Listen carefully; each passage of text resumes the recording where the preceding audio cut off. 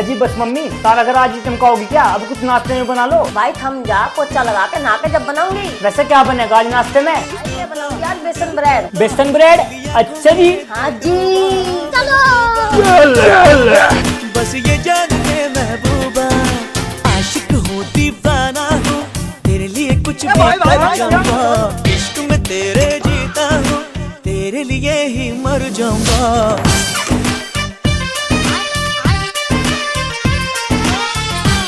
अजी वाह मम्मी, आप तो रोज एक नहीं हो मेरे लिए नाश्ते में।